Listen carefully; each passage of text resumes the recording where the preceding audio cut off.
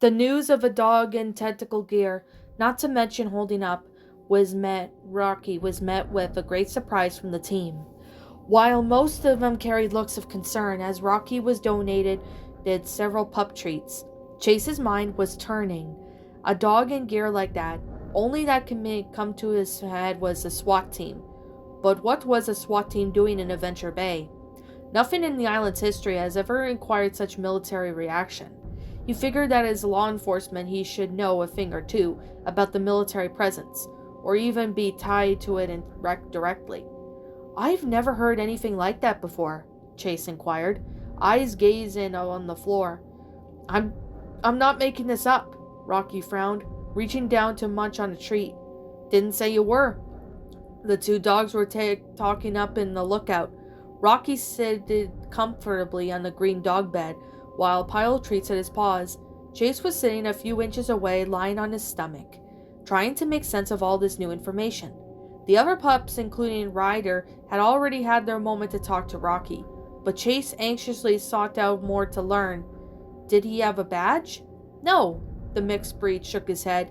"I think he said some things, but I don't remember. Sorry." Chase waved off his apology. "It's fine. We'll get well, buddy." The sound of the door opening made the two dogs turn their heads.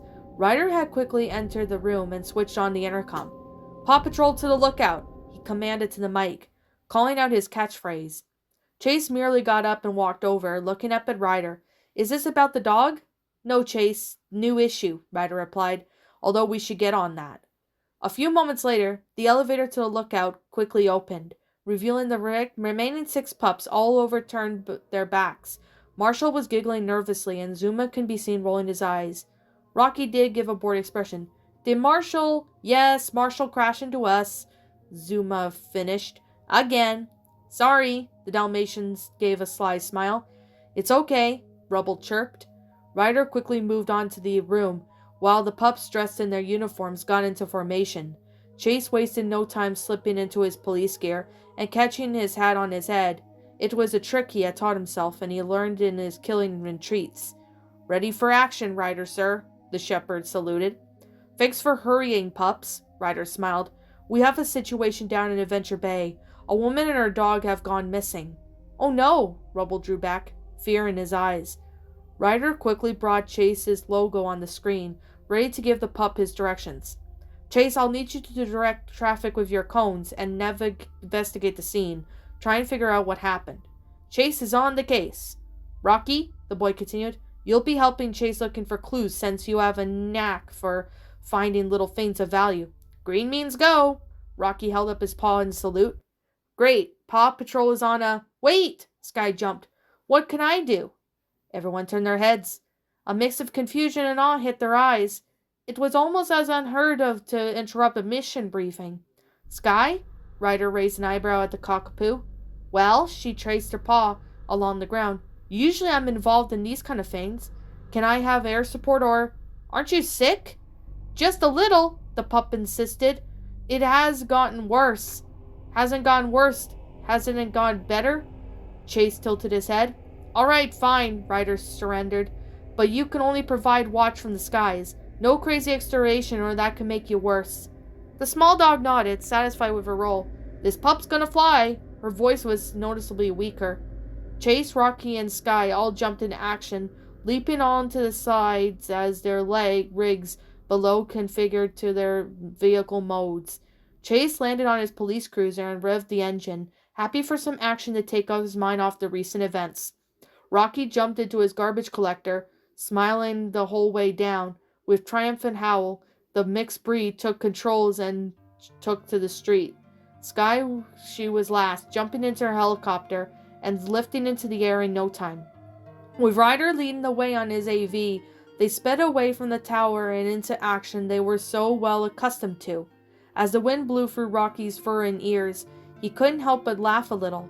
Chase wondered deep down if the mixed breed had a secret love for drag racing. Sky quickly veered off, taking the helicopter to higher skies.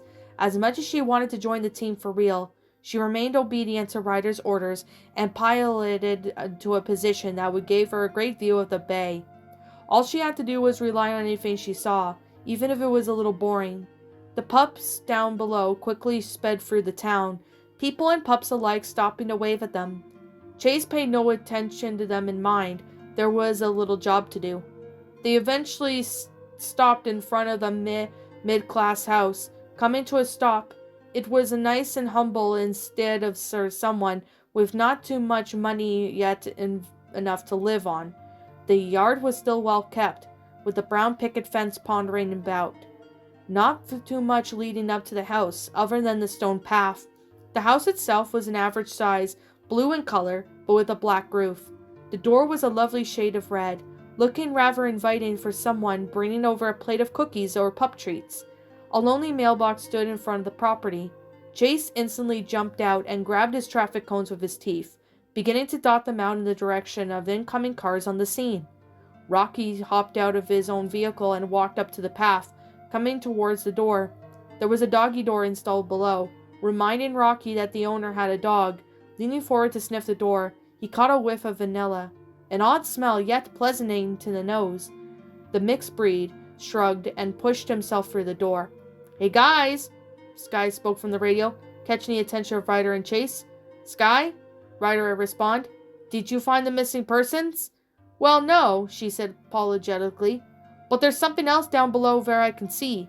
"Sky, don't report anything unless it's relevant to the mission," he replied in annoyance. "No, Ryder, I can see like 6 pup vehicles, all spinning down the streets." "Pup vehicles?" Ryder blinked in confusion. "Like our rigs?" "Yeah, but a lot less colorful. They're coming your way." "I'll check it out." Ryder sprang up and jumped back on his AV. Chase quickly turned and followed him. "But sir, the mission."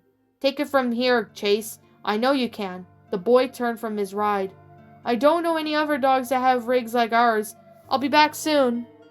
With a final look at Chase, Ryder sped off back into the street, hunting for the mysterious rigs. Chase suddenly felt much smaller than usual, even though it was a feeling he should have been having often, being a puppy and all. With a deep breath, he turned back towards the house and started sniffing up the path. Meanwhile, Rocky was hard at work inside the house. With a cheerful humming, he had summoned the metal claw from his pup pack, expertly using it to clean up the rooms. A lot of trash was sprinkled around, a soda can here and there, and some chip bags, and a whole pizza box. Cleaning was his specialty, and there was something almost therapeutic about turning a room into spotless. He had let out a grunt of annoyance when he discovered the whole room with several spots of mud. "Doesn't anyone wipe their feet anymore?" he inquired, but shrugged and went to get the sponge from his rig. Chase was outside, slightly distracted from a beetle across his view. His eyes suddenly shot up when he heard screeching sounds of multiple cars. He picked up his head in alarm, eyes staring out into the street as a large number of pup vehicles all drove up at once, smothering in his traffic cones. "Hey, you can't," he started to say. "Get on the ground," a voice barked. As dogs flooded out of the rigs, Chase drew back in alarm, and when he realized all the dogs were wearing dark tactical gear, almost exactly like Rocky described. But this wasn't one dog, this was dozen, and now they were all here. The shepherd was all a loss for words when armored animals strapped them to pup packs of their own, each of them sporting a full metal and incredibly real assault rifle. "What?" Chase started to say. "I said on the ground now!" The trooper shouted right through his mask, jumping over the fence in front of him. A yellow taser quickly extended out of his pack. The inner puppy within Chase seemed to come out as he quickly threw himself on the ground. His voice was gone, replaced with whimpers as his courage left him. Quivering, his ears went flat, and his mind swirled with fear as he lay staring back at the tufts of grass. Pause, behind your head. Come into order," as he obeyed. He flinched and felt his paws zip-tied together. Around him he could hear multiple troopers all streaming down the property.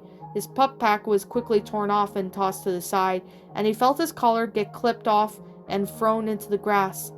His loss of tag cut off all communication with Sky and Ryder. "Quarantine the area. Nothing gets out until cleared," shouted someone. There were 2 vehicles out here, the trooper continued, noticing Rocky's garbage collector. Where's the other dog? Inside, Chase said. Inside? The tactical dog recoiled. He could be contaminating the whole site. What is going on? A new voice came, sounding more authoritative. The second dog's inside, with the biozone, sir. What? The dog recoiled, then turned to the rest of the dogs. Break down the door and get him out. Rocky could hear the commotion from inside. He was just about to hit the front door to walk outside, needing a sponge to banish the muddy mess that plagued the room, when the sound of cars screeching and complete with shouting. Rocky stopped and peeked out from the window. The sight of the exact dogs who scarred him yesterday filled him with more fear than water ever could. Seeing Chase not only arrested but being painfully driven to the ground as a trooper was standing on his head filled him with confusion and panic. He turned and ran, turning to face into the room, frantically searching for a quickened breath for a place to hide. His heart skipped when the sound of shattering wood and glass rang out through the house. Hallway clear, came a voice. Rocky fell frozen to the floor, his mind spinning as he tried to think of any possible way out. Could he run from them? Could he hide from them? Should he give himself up? What were they going to do to him? What they were going to do if he ran? The trooper instantly rounded the corner, catching sight of the mixed breed, and instantly drew back the aiming the down rifle. On the ground, paws above your head. What did I do? Rocky quivered, a voice nearly breaking with fear. Pup, you better get on the fucking ground right now. The trooper's gun made a clicking noise, meaning it had to be cocked and ready to fire. Life flashed before his eyes. Rocky fought himself to the ground as tears fell from his eyes. He felt his pup pack get torn off his body, and his paws were zip-tied. Chase cried in protest as the dogs grabbed his tied paws, catching him with a small hook from their packs. He was dragged out of the yard and into a large van-like vehicle, dark green in color. As he looked back, Chase could see another dog watching him, a dog different from the troopers. It was a Belgian Malinois, brown and black in color, dressed in darker gear. The hardy dog narrowed his amber eyes at Chase, holding up a gaze until the doors were shut. What's up, my pretties? It's the Lion Queen here. I want to appreciate you all for tuning into this video, and I do appreciate you guys supporting my video by giving this video likes and stuff. If you really enjoyed this video, be sure to leave a like, comment and subscribe if you're new, ring the bell for notifications to when I upload so that way you guys will get updated for whenever I upload. If you want to follow me on Twitter or DeviantArt, feel free to leave a follow on those if you are interested in following me on those socials. If you want to support my backup channel, known as Miss Dark Shigo, feel free to subscribe to it, as a link to that will also be in the About page section. And with that being said, and that being the case, thank you so much for watching, my pretties, and as always, stay pretty.